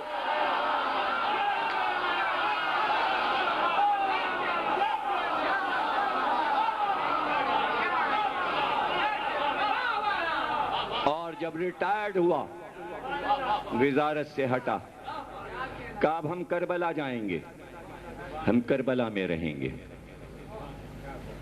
کربلا آ گیا، کربلا میں خدمات کی. سونے کے دروازے امام حسین کے روضے میں لگوائے، گلدان لگوائے حضرت علی اکبر کے مقام پر، جواہرات کے گلدستے چڑھائے. میوہ رام کے نام سے اب تک موجود ہیں وہ چیزیں. ہندو تھا، بچپن میں کھیلا تھا تعزیے سے، لیکن جب کربلا آیا اور داخل ہوا کربلا میں تو پھر پیروں سے نہیں چلا. ساری زندگی مر گیا، میں مر گیا، میں مر گیا. کربلا میں ہی دفن ہوا. بلا لیا حسین نے، اپنے قریب بلا لیا. آجا، میں بچپن میں نانا کی نماز سے کھیلا تھا، تو میرے تعزیے سے کھیلا. بچپن میں ایسا ہی ہوتا ہے میرے بھائی. آجا، میں بڑا ہوا تو نماز میں سر کٹا دیا، تو بڑا ہوا تو تو نے میرے تعزیے اٹھوا دیے. یہ راز ہیں. کوئی پٹکے کو چوم رہا ہے، اس میں راز ہے. کوئی پنجے کو چوم رہا ہے، اس میں راز ہے. تمہیں وہ راز نہیں مل سکتا. ہر ایک اگر راز جان جائے تو وہ راز کب رہا؟ وہ راز کب رہا ہے؟ راز راز ہے. سمجھنے کے لیے راز سینے میں رکھ لو تو چیز کو سمجھو تو تم بھی رازدار بن جاؤ گے. رسول کے گھر میں سب نہیں رازدار رسالت تھے، صرف ام سلمہ. نبوت کا رازدار کسی اور کو نہیں بنایا گیا، صرف ام سلمہ. سارے راز ام سلمہ کو بتا گئے تھے سن 61 ہجری تک کے، جب تک انہیں جینا تھا. عزادار جب تک جیے گا تب تک کے راز جانتا ہے، تمہیں کیوں بتائے؟ تمہیں بننا ہے تو تم رازدار عزادار بن جاؤ، رازدار عزاداری بن جاؤ، رازدار حسین بن جاؤ. تو پیروں سے نہیں چلا، گھٹنوں کے بل چلا. جب تک زندہ رہا گھٹنے کے بل چلتا تھا. لوگ کہتے میوہ رام پیر سے کیوں نہیں چلتے؟ کہ ہندو ہوں نا، یا حسین کا لہو گرا ہے، کہیں میرے پیر نہ پڑ جائیں. چل کے تو دکھائے کوئی. ساری زندگی کربلا کی ریت پر دھوپ میں گھٹنوں کے بل چل کے تو دکھا دے، ساری زندگی ہسٹری میں اس کی سوانح حیات میں لکھ گیا۔ کون محبتوں کو پا سکتا ہے؟ اس لیے کہ حسین نے اس فرق کو ہی مٹا دیا۔ کوئی فخر کی بات نہیں، کتابیں پڑھی، ماں باپ سے سیکھا تو آج ہم عزادار بنے بیٹھے ہوئے ہیں۔ وہ تو کافر گھرانوں میں پیدا ہوئے، لیکن حسین کی معرفت پا گئے۔ کچھ پتا بھی ہے 10,000 مرثیے کہے ہیں جھنو لال نے، 7 جلدیں ہیں مرثیوں کی، اور بڑا مرثیہ نگار ہے جھنو لال۔ غزلیں لکھتا تھا، لیکن جب مرثیے لکھنا شروع کیا تو غزلوں کا دیوان گومتی لکھنؤ کے دریا میں لے جا کے غرق کر دیا۔ اب نہیں لکھوں گا غزلیں۔ اور پھر جب مرثیے شروع کیے تو آج وہ مرثیے پڑھ کر پتہ چلتا ہے کہ وہ تو اپنے دور کا مجتہد تھا۔ جیسا عبور اس کو تاریخ پر تھا، جیسی توحید وہ سمجھا، جیسی رسالت سمجھا، اور آج تک اس کے نام کو زندہ رکھا اللہ نے۔ ہوگی اسلامی مملکتیں، کہاں آواز نہیں گونج رہی عاشور کے دن، دلگیر جس کا تخلص ہے جھنو لال، جھنو لال دلگیر، آواز گونج رہی ہے فضاؤں میں، گھبرائے گی زینب۔ کیسے زندہ رہ گیا ایک ہندو؟ حسین جسے چاہیں زندہ رکھیں۔ اب رکوا دو شام غریبہ میں یہ نوا کہ ہندو کا ہے نہ پڑھا جائے، کافر نے لکھا تھا نہ پڑھا جائے۔ حسین کی مملکت ہے عزاداری، جسے اذن دے دیں اس کا کلام آ جائے اور کائنات میں گونجنے لگے۔ کون سا ریڈیو ہے جس سے نہیں ہوتا؟ بی بی سی سے سنایا جاتا ہے، سیلون ریڈیو سے سنایا جاتا ہے۔ 11 محرم کی صبح کو پھر یہ نوا آتا ہے لنکا سے، سری لنکا سے، برما سے، سنگاپور، جو عاشور کرتے ہیں ممالک، وہ گھبرائے گی زینب ضرور لگاتے ہیں۔ واہ رے دلگیر، تو ایک نوے سے زندہ ہو گیا۔ حسین جسے چاہیں زندہ رکھ لیں، جس کو چاہے زندہ رکھ لیں۔ اور یہاں پروپیگنڈا بھی کام نہیں کرتا، پروپیگنڈا کام نہیں کرتا۔ پڑھیں گے انشاءاللہ، یہ بھی بتائیں گے کہ عرب میں عزاداری کیسے ہوئی۔ 2 ہی تو تقریریں ہیں ہمارے پاس، کل اور پرسوں، اسی میں سب کچھ بتا دیں گے۔ نرسوں کی تقریر تو آپ کو معلوم ہی ہے، الوداعی ہوگی۔ 2 تقریریں بچی، آج 6، 7، 8۔ عرب سے عزاداری عراق، عراق سے ایران آئی، صحیح ہے۔ کون سا دور ہے کہ ہر شعبے کے آدمی نے حصہ نہ لیا ہو؟ علماء نے بھی حصہ لیا، دانشوروں نے بھی حصہ لیا، بادشاہوں نے بھی حصہ لیا، ہندوؤں نے بھی حصہ لیا۔ لیکن فخر کی بات یہ ہے کہ غیر اقوام کی بات کی جائے۔ اگر صرف تمہارا ہی ذکر ہم کر دیں، یہ کون سی فخر کی بات ہے؟ ہمارے لیے فخر کی بات ہے کہ کون سی قوم ہے جو نہیں کہہ رہی ہمارے ہیں حسین۔ جوش کی ربائی پرانی ہو گئی، انسان کو بیدار تو ہو لینے دو، ہر قوم پکارے گی، یہ کہا تھا 1944 میں۔ اب 1944 نہیں ہے، جنگ عظیم جب ہو رہی تھی، جنگ عظیم تو بند ہی ہوئی علی اصغر کے نام پہ۔ اب 44 گزر چکا، یہ 2006 ہے، جب بہادہ جوش نے پکارے گی، پکار چکی ہر قومیں، پکار چکی۔ اب ہو چکا یہ کام، اب دنیا کے ہر ملک میں یا حسین ہو رہا ہے۔ اور میری تقریروں پہ یقین نہیں تو کمپیوٹر پہ بیٹھو اور انٹرنیٹ کھول کھول کے دیکھو کہ کس ملک میں کیا کیا ہو رہا ہے۔ اور ایک طریقہ تمہیں بتا دیں کمپیوٹر پر سرچ کرنے کا، اے سے لے کر زیڈ تک، جتنے حرف ہیں اے سے زیڈ تک ڈکشنری میں وہ کمپیوٹر پہ نکال لو اور ہر لفظ سرچ میں دیتے جاؤ اور ہر لفظ سے پوچھتے جاؤ حسین کے بارے میں بتا، حسین کے بارے میں بتا، حسین کے بارے میں بتا. نہیں سمجھے؟ اب کیا کمپیوٹر بھی سکھاؤں گا میں؟ اے سے زیڈ تک ایک سلسلہ ہے کمپیوٹر میں. کھولتے چلے جاؤ، سرچ کر کے اے دے دو کمپیوٹر کو کہ اے سے جتنے ملک ہیں سب ڈھیر کر دے میرے سامنے. جب سارے ملکوں کی فہرست آ جائے جو اے سے شروع ہوتے ہیں تو ہر ملک سے پوچھو حسین کہاں ہے، حسین کہاں ہے. کمپیوٹر بتاتا جائے گا کہاں ہے کہاں ہے کہاں ہے. تھکاؤ نہیں مجھ کو، تھکاؤ نہیں مجھ کو. اس کے بعد بی دو، کمپیوٹر سے کہو بی سے جتنے ملک ہیں سارے ڈھیر کر دے.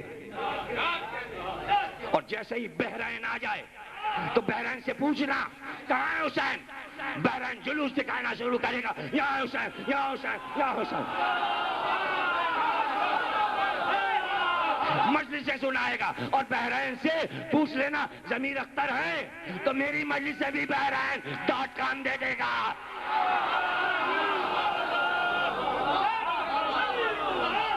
دے دے گا. پوچھ لینا بحرین. این سے پوچھ لینا کہاں ہیں این سے سارے ملک، ایم سے کہاں ہیں سارے ملک.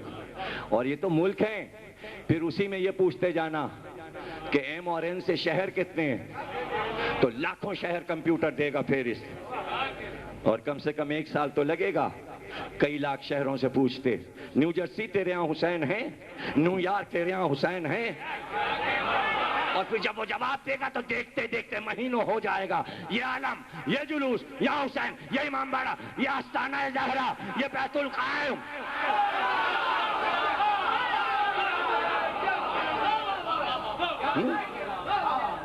پوچھنا.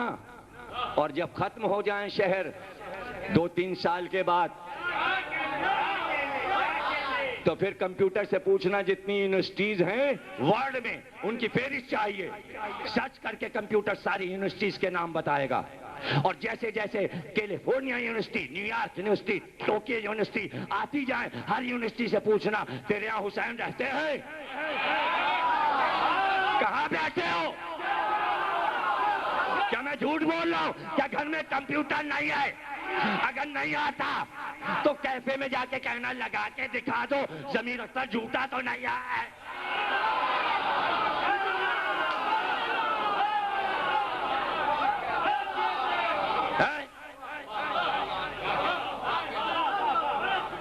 اور یہ میں بتا رہا ہوں جیسے ہی نیو یارک یونیورسٹی آئے اسے پوچھنا حسین ہے تیرے یہاں؟ یونیورسٹی کہے گی ہاں ہاں ہیں. کون سے شعبے میں ہیں؟ لینگویجز میں ہیں. کون ہے ڈپارٹمنٹ کا ہیڈ؟ ایمی بارٹ. ایمی بارٹ کو بلانا. ایمی بارٹ سے پوچھنا تو نے پی ایچ ڈی کاہے پہ کیا ہے؟ نیو یارک یونیورسٹی کی Amy Bart head of the department کہے گی میں نے موچی دروازے میں لاہور میں جو نوے پڑھے جاتے ہیں اور کراچی میں جو سچے کے نوے پڑھے اس پر پی ایچ ڈی کیا ہے.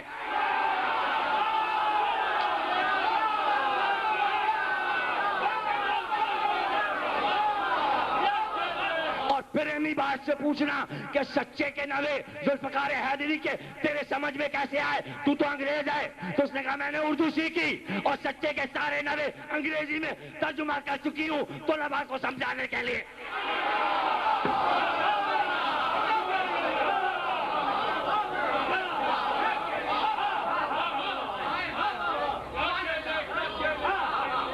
اور پھر اس سے پوچھنا تمہارے شوہر نے کس پہ پی ایچ ڈی کیا ہے ایمی بارٹ؟ حالانکہ ڈان میں سب ڈیٹیل آ چکی. جب وہ یہاں کراچی آئیں 1.5 سال رہ کے گئیں اور کوئی مجلس ایسی نہیں ہے کراچی کی جو انہوں نے چھوڑی ہو. خصوصاً سوسخانی بہت غور سے سنتی تھی اس لیے ڈان نے ان کی تفصیل لکھی کہ کیا کیا یہاں کر رہی ہیں. 2.5 سال پاکستان میں رہی ہیڈ آف دا ڈپارٹمنٹ. ان کے شوہر. پھر پوچھنا انہوں نے کہا پہ پی ایچ ڈی کی تو وہ بتائیں گے کہ پوری دنیا میں حسینی جلوسوں میں جتنے حسینی باجے بجتے ہیں ان کے نام لکھے ہیں وہ کیسے بجتے ہیں اور ان باجوں سے یا حسین کی صدا کیسے آتی ہے. ہم نے اس پر پی ایچ ڈی کی.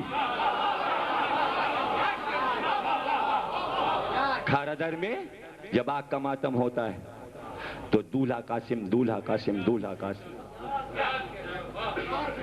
پنجابی کلب میں کھارا در میں بڑے امام باڑے میں پہلی محرم سے باجا بجتا ہے، وہ حسینی باجا کہلاتا ہے۔ یہ کون سا باجا ہے؟ ہندوستان کے ہر گاؤں، ہر شہر، ہر جلوس میں بجتا ہے۔ پاکستان میں تو آپ ڈر گئے، فتووں سے ڈر گئے، مسجدوں سے ڈر گئے، اس لیے روک دیا۔ کھارا در والے نہیں ڈرتے، کھوجے نہیں ڈرتے، ان کا اپنا محلہ ہے، ان کے جھانج بھی بجتا ہے، نقارہ بھی بجتا ہے۔ ہندوستان میں سب کے یہاں بجتا ہے۔ کیوں بھائی؟ بھائی پتن آپ کے یہاں نوبت بجتی ہے امروہے میں؟ کوئی فتویٰ تو نہیں دیتا یہ حرام؟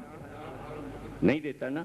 کیسے دیں؟ امام رضا کے پلان کے ہر گاؤں، ہر شہر، ہر جلوس میں بجتا ہے۔ پاکستان میں تو آپ ڈر گئے، فتووں سے ڈر گئے، مسجدوں سے ڈر گئے، اس لیے روک دیا۔ کھارا در والے نہیں ڈرتے، کھوجے نہیں ڈرتے، ان کا اپنا محلہ ہے، ان کے جھانج بھی بجتا ہے، نقارہ بھی بجتا ہے۔ ہندوستان میں سب کے یہاں بجتا ہے۔ کیوں بھائی؟ بھائی پتن آپ کے یہاں نوبت بجتی ہے امروہے میں؟ کوئی فتویٰ تو نہیں دیتا یہ حرام؟ نہیں دیتا نا؟ کیسے دیں؟ امام رضا کے روزے میں بھی تو نوبت بجتی ہے، اس پہ فتویٰ کیسے آ سکتا ہے؟ اذان سے پہلے امام رضا کے روزے میں 5 وقت نوبت بجتی ہے امام رضا کی، نوبت خانہ اوپر بنا ہوا ہے۔ سب نے آواز سنی؟ مائک لگے میں پورے روزے میں شہنائی کی آواز ہوتی ہے، پورے روزے میں سارے ظاہر سنتے ہیں۔ یہ کیا ہے پتہ بھی ہے؟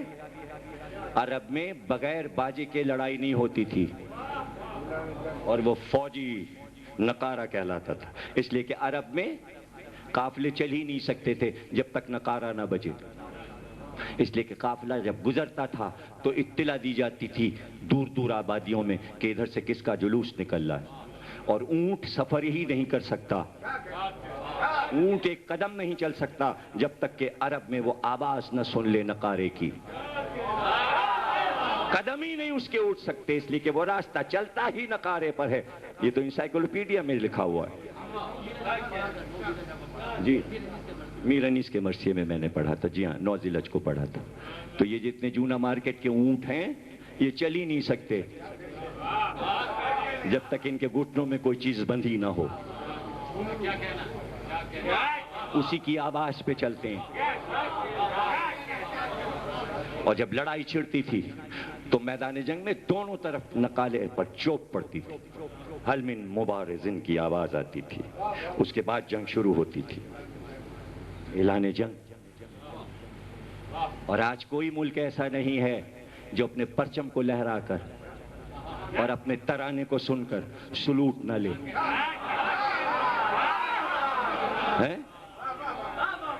تو کیا شاد پاک سرزمین شاد آباد پہ فتویٰ آ گیا؟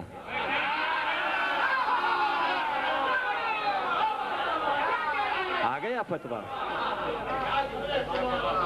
آیا؟ وہ تو اردو میں ہے، حالانکہ ایک ہی لفظ، 2 لفظ اردو میں فارسی میں ہے، لیکن جس ملک کا سربراہ آتا ہے اس ملک کا بھی، اس کو بھی سلامی۔ آئے ہیں کچھ لے کے آئے ہیں، سلامی کاہے کی؟ وہ بھی سلامی دے کے جا رہے ہیں، یہ بھی سلامی دے رہے ہیں، سلامی پہ تو سارے ملک چل رہے ہیں۔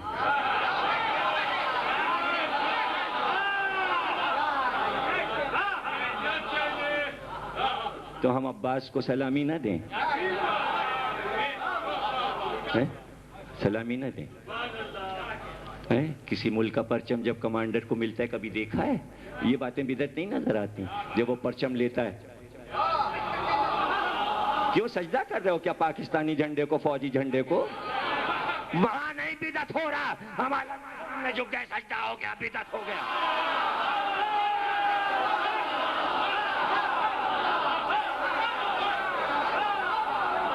اگر شرک گنوانا شروع کروں مسلمانوں کا تو 50 اشرے پڑھوں کہ رات و دن 24 گھنٹے میں مسلمان کتنا شرک کر رہا ہے۔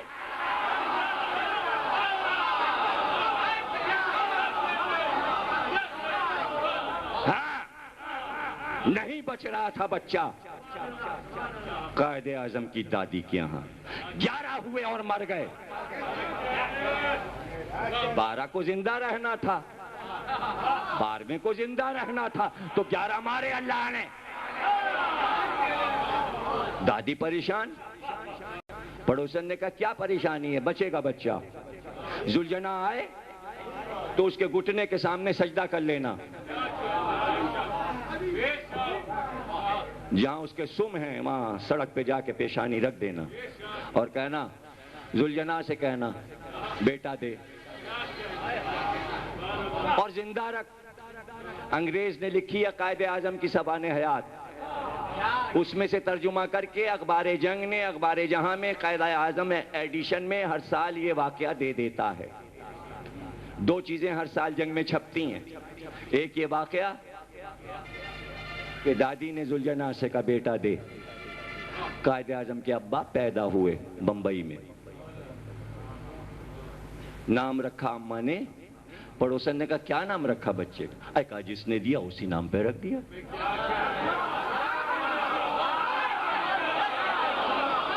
وہ تو انہوں نے اپنی کھوجا زبان میں کہی ہوگی ہمیں کیا پتا ہم تو اردو بول دیے کھوجا زبان میں کہا ہوگا قائد اعظم کی دادی نے جو کھوجے لوگ زبان بولتے ہیں کہ جس نے دیا تو میں نے بیٹے کا نام ذوالجناح رکھ دیا ذوالجناح پونجا ذات نام ذوالجناح اب وہ بڑے ہوئے پھر ان کی بھی شادی ہوئی پھر قائد اعظم پیدا ہوئے محمد علی جناح شیریں بائی پیدا ہوئی فاطمہ جناح پیدا ہوئی تو پھر ذل نکل گیا لمبا نام ہو رہا تھا جناح رہ گیا لیکن باپ نے بیٹے کا نام رکھا کیا محمد علی محمد علی جناح اس لیے کہ ذوالجناح نے دیا اب ایک بات کہتے ہیں جنہوں نے جنگ لڑی مات کر دیا انگریزوں کو پھر کانگریس سے لڑے اور پاکستان بنا کے رہے پاکستان بنا لیا مسلمان آ گئے اب میں پھر وہاں سے شروع کرتا ہوں قائد اعظم کی دادی کے یہاں 11 بیٹے مر گئے 12واں بھی مر جاتا مر گیا جب مر گیا تو قائد اعظم پیدا ہی نہیں ہوئے جب قائد اعظم مر گئے مسلم لیگ بنی نہیں جب مسلم لیگ بنی نہیں پاکستان بنا نہیں جب پاکستان بنا نہیں تو پاکستان مر چکا مر گیا تو کس نے بنایا پاکستان پہلے ذوالجناح نے بیٹا دیا قائد اعظم کی دادی کو ذوالجناح سے بات چلی پاکستان پہ ختم ہوئی تو پتہ چلا پاکستان ذوالجناح کے سموں کا صدقہ ہے گھوڑے کا صدقہ گھوڑے کا صدقہ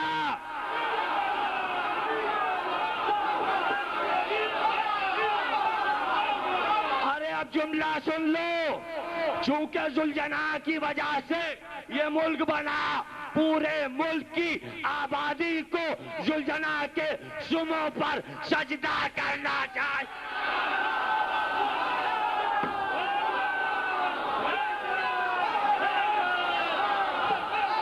جھوٹے ہو خدا داد نہیں ہے خدا نے یہ ملک نہیں دیا گھوڑے نے دیا ہے پاکستان کا مطلب کیا لا الہ نہیں پاکستان کا مطلب کیا ذوالجناح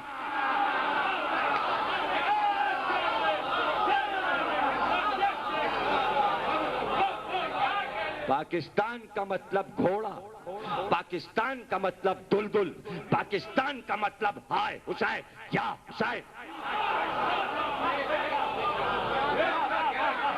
دلدل کی وجہ سے ذوالجناح کی وجہ سے بڑا شریف گھوڑا تھا قائد اعظم کی دادی کی سن لی، تبھی تو عورتیں کان میں دل کے جانے کیا باتیں کرتی ہیں اور سال بھر میں پوری ہو جاتی ہیں۔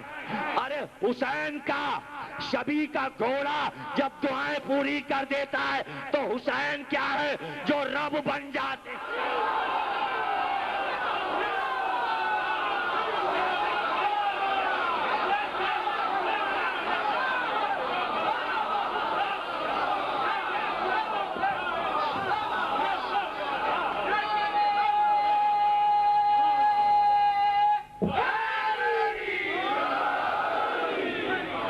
دوسری تصویر جو چھپتی ہے جنگ میں، وہ تصویر ہے قائد اعظم کے جنازے کی۔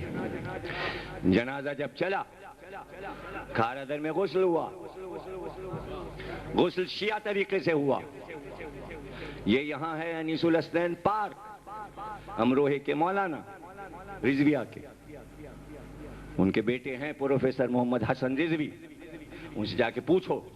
ان کے باپ نے اپنی نگرانی میں غسل دیا۔ کلو غسال، کھارادر کے غسل خانے کا حاجی کلو، اس نے غسل دیا، شیعہ کفن دیا گیا، خاک شفا رکھی گئی، منہ میں عقیق رکھا گیا، جنازہ شیعوں کی طرح سجایا گیا۔ اور جب چلا اور نمائش تک آیا تو حضرت عباس کے علم کا سایہ کیا گیا۔ آگے آگے علم تھا، پیچھے ذوالجناح، پیچھے جنا کا جنازہ تھا۔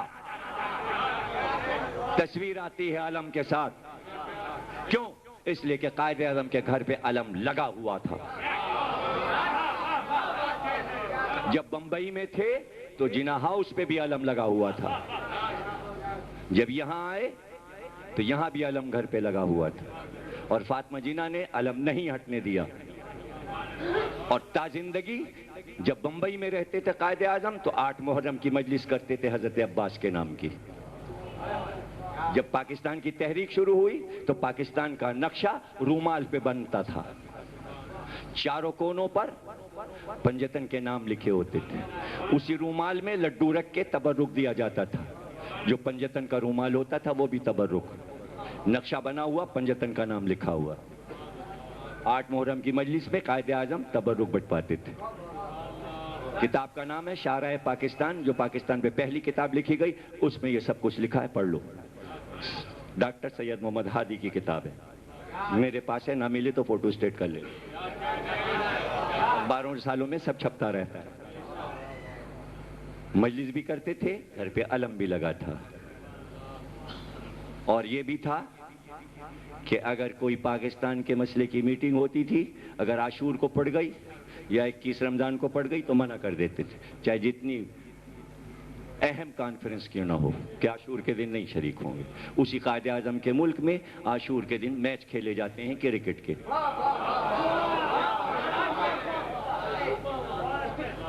قائد اعظم نے اہل بیت سے رابطہ رکھا، تب عزت ملی اس ملک کو۔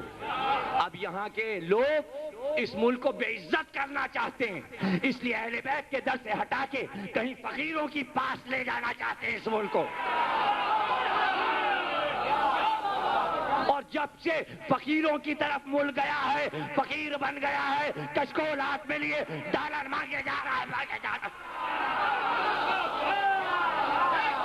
ہٹا فقیروں کے پاس سے، لاؤ جناب امیر کے پاس ملک کو، امیر کے در سے ملے گا، پھر فقیر پنا ختم ہو جائے گا، سمجھو۔ اور جو قربانیاں ہیں، یہ وہ ملک نہیں ہے کہ جہاں آپ سعودی عرب ہے شیعوں کو دبا کے بیٹھ گئے، آپ برابر کے حصے دار ہیں پاکستان میں، اور دولت سب شیعوں کی لگی ہے، کسی سنی امیر اور رئیس کی دولت نہیں لگی۔ 200 شیعہ رجواڑے تھے یو پی میں جنہوں نے اپنی دولت دے دی، تب بننا شروع ہوا پاکستان۔ پہلا اجلاس جو لکھنؤ میں ہوا وہ راجہ صاحب محمود آباد نے کیا، اور اس وقت 8 کروڑ روپیہ لگا تھا اس جلسے پر، جو قائد اعظم بگی پہ آئے تھے اور اسٹیشن سے جلسے تک لایا گیا تھا۔ وہ جلسہ نہ ہوتا تو تحریک پاکستان کی شروع نہیں ہو سکتی تھی۔ اور قربانی دی راجہ صاحب نے کہ ان کی کم سے کم 80 کروڑ کی جائیداد انڈیا حکومت نے ضبط کر لی اس جرم میں کہ پاکستان کیوں بنایا آپ نے. اب بیٹے نے چھڑائی 50 برس کے بعد، جس میں امام باڑہ بھی قبضہ کر لیا تھا انڈیا گورنمنٹ نے، اور ساری جائیداد واپس کی ہے. اس جائیداد کی واپسی پہ اب پاکستان کو آسرا ہوا کہ جینا ہاؤس بھی مل جائے گا. انڈیا واپس کر دے گا جینا ہاؤس. یہاں یہ مسئلہ نہیں ہے کہ آپ سعودی عرب کی طرح شیعوں کو دیوار سے لگا کے بیٹھ جائیں گے. بانی ہیں ہم پاکستان کے، ہم نے بنایا ہے، ہم نے اسے سجایا ہے، ہم نے محنت کی ہے، تو مٹنے بھی نہیں دیں گے. یہاں وہ سب نہیں ہو سکتا جو امارات میں ہو رہا ہے. وہاں دوسرے مسئلے ہیں، وہاں شاہیاں ہیں. یہاں جمہوریت کے دعوے دار، اور جمہوریت کا اصول یہ دنیا میں ہے کہ ہر مذہب کو آزادی دی جائے گی. ہر آزادی آپ نے دی ہوئی ہے. اپوزیشن کے جو سمجھ میں آتا ہے وہ مشرف کو برا بھلا کہتی رہتی ہے. مشرف صاحب تو کچھ نہیں بولتے. تو اپوزیشن یہ سن لے کہ جتنی تنقیدیں آپ جنرل مشرف پہ کرتے ہیں اور وہ کچھ نہیں کہتے. تو آج دنیا کا حاکم اپنے آپ کو برا کہنے پہ نہیں مانتا جمہوریت کے اصول میں. تو جو جمہوریت کے بانی تھے اگر ان پہ تنقید ہو تو برا کیا ماننا؟ بھائی جمہوریت کی بنیاد تو سقیفہ میں رکھی گئی. تو جمہوریت میں تو یہ اصول چل رہا ہے کہ تنقید ہوگی. تنقید کا برا نہیں مانتے. جمہوریت میں یہ سب، اخبار میں صحافت کی آزادی، تقریر کی آزادی، یہی تو جمہوریت ہے. تقریر کی آزادی، صحافت کی آزادی، میڈیا کی آزادی. ٹی وی پہ جو دل چاہے جس کا جو آ رہا ہے بک رہا ہے سب سن رہے ہیں. کوئی پابندی نہیں ہے، کوئی بھی پابندی نہیں ہے. تو ملک میں جتنے بھی لوگ رہیں گے، اب تو یہ دن آ گئے کہ عالم آن لائن پہ ہولی کھیلی گئی، جیو ٹی وی پہ دیوالی منائی گئی. دیوالی بھی ہو گئی، ہولی بھی ہو گئی، رکشا بندھن بھی ہو گیا، سب کچھ ہو گیا. اب کیا باقی رہا؟ سارے کافرانہ تہوار ہو گئے پاکستان میں. تو یہ جمہوریت ہے. بسنت پہ اس لیے پابندی لگی بھائی پتن کہ وہ گلے کاٹ رہے تھے. دیکھیں بسنت ہوتا اس سال، بسنت ہوتا، لیکن ہوا یہ کہ جب انہوں نے پتنگ اڑائی تو جو ایک ڈور ہے جو شیشے سے بس کر کے بنائی جاتی ہے رگڑ کے مانجھا، تو وہ مانجھا باندھتے ہیں تاکہ پتنگ دوسرے کی کاٹ دیں. اب وہ جب کٹتی ہے اور وہ گرتی ہے تو سڑک سے جو موٹر سائیکل سوار جا رہا ہوتا ہے تو وہ ڈور اتنی تیز کھنچتی ہے کہ کئی بچوں کے بڑوں کے گلے کٹ گئے. یعنی اتنی تیز کہ پورا گلا کاٹ جاتی ہے، تلوار سے زیادہ تیز ہوتی ہے. جب کوئی تقریباً 200 آدمیوں کے گلے کٹ چکے پتنگ بازی کی وجہ سے، تو عدلیہ نے پابندی لگائی. بیچ میں انہوں نے کہا کھول دو، جیسے ہی انہوں نے کھولا 2-3 گلے پھر کٹ گئے. پھر جلدی سے پابندی لگا دی. تو بھائی جس تہوار میں گلے کٹتے ہوں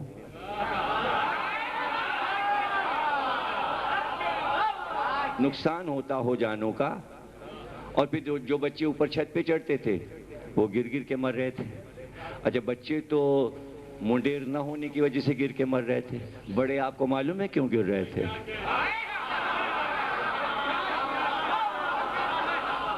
بھائی پتن کے علاوہ آپ لوگ کیا سمجھے ہوں گے؟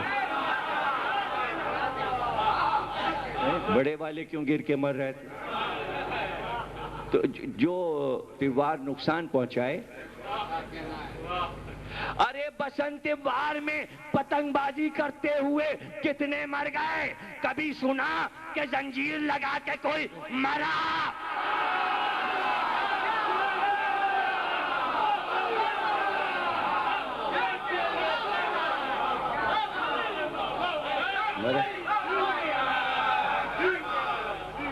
یہ تو زنجیر ایسی چھوٹی چھوٹی چوریاں لے لیں، چھن چھن چھن کارنامہ ہو گیا، پہنچ گیا، گلاب پڑ گیا، عرق پڑ گیا. ارے ہو گیا مولا کا ماتم. نیپال، تاریخچہ عزاداری، آیت اللہ محمد حسین طباطبائی، آیت اللہ کی لکھی کتاب ایران سے چھپی، اس میں وہ لکھتے ہیں کہ نیپال کے جوان 20-20 سال کے جوان عاشور کے دن صبح کو اتنی بڑی بڑی چھریاں لے کے جنگل میں نیپال میں چلے جاتے ہیں اور عاشور یوں مناتے ہیں کہ وہ چھریاں لے کر مارنا شروع کرتے ہیں. یا حسین کہتے جاتے ہیں دائرے کی شکل میں سب بدھ مذہب کے ماننے والے، مسلمان نہیں، آپ کی نظر میں کافر. اور اس کے بعد گلے کاٹ کے مر جاتے ہیں. کسی کا بازو کٹ گیا، کسی کی ٹانگ کٹ گئی، کوئی یہاں سے آدھا ہو گیا، کسی کی گردن، لاشیں گر گئیں، ٹکڑے گر گئے. لیکن شام ہونے سے پہلے سارے جوان اپنے اپنے گھروں کو اسی راستے سے جوان واپس آ رہے ہوتے. آیت اللہ محمد حسین تبا تبائی تاریخچہ عزاداری. میں آیت اللہ کی بات کو غلط نہیں کہہ سکتا، گواہ ہے، راوی ہے ان کے پاس. نیپال ایمبیسی سے انہیں خط ملا ہے. گر جاتے ہیں، تقریر ختم ہو گئی، گر گئے. کیسے؟ تم تو مر گئے تھے، کٹ کے مر گئے تھے. کہا ہر سال مر جاتے ہیں. ان کی بارگاہ میں جان دے دینا کیا ہے، لیکن جب ہم مر جاتے ہیں کٹ کٹ کے ٹکڑے ہو جاتے ہیں. شام کو ایک سوار گھوڑے پہ آتا ہے، وہ اپنے گھوڑے سے اترتا ہے اور وہ اپنے پیر سے ہمارے اعضا کو جمع کر کر کے کہتا جاتا ہے اٹھو، جاؤ گھر جاؤ، شام ہو گئی.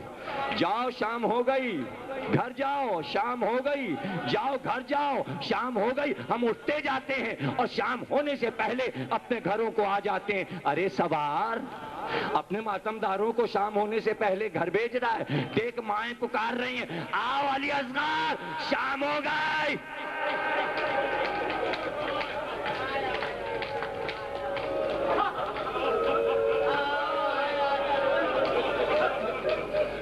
علی اکبر شام ہو گئی، گھر آؤ. قاسم آؤ. کون آتا؟ سر تو نیزوں پر تھے. ہماریاں چلی. ام فروا کی ہماری کے سامنے جو نیزہ تھا اس پہ قاسم کا سر تھا. ام لیلہ کی ہماری جہاں تھی اس کے سامنے جو نیزہ تھا وہ علی اکبر کا سر تھا.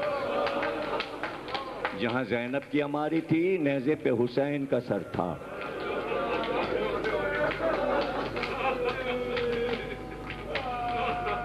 اور جب راستے میں وہ شہر آ جاتے جہاں خبر ہوتی کہ سروں کو چھین لیا جائے گا، جنگ پر آمادہ ہیں کچھ شہر کے لوگ، تو شمر صندوقوں میں سر بند کرا کے تالے ڈال دیتا. جب خطرہ ٹل جاتا تو پھر سروں کو معراج پہ چڑھا دیا جاتا. پھر سر نیزوں کی انی پہ آ جاتے اور پھر جلوس چلنے لگتا. ایک منزل آئی، بس آخری جملہ تقریر کا ادا کر رہا ہوں اور آپ کے لیے دعا. اللہ آپ سب کو سلامت رکھے، آپ کے گھر آباد رہیں، آپ کی دعائیں قبول ہوں، تمام مسلمانوں میں اللہ اتحاد کو قائم رکھے، بھائی چارہ رہے، دوستی رہے، ملک سلامت رہے، سب ملک کے لوگ سلامت رہیں، آپ کے بچے ترقی کریں. سروں کو صندوق میں رکھ دیا گیا اور جب وہ منزل آئی کہ صندوق کھولے جائیں، جیسے ہی شمر نے اس صندوق کو کھولا جس میں حسین کا سر تھا تو صندوق میں حسین کا سر نہیں تھا.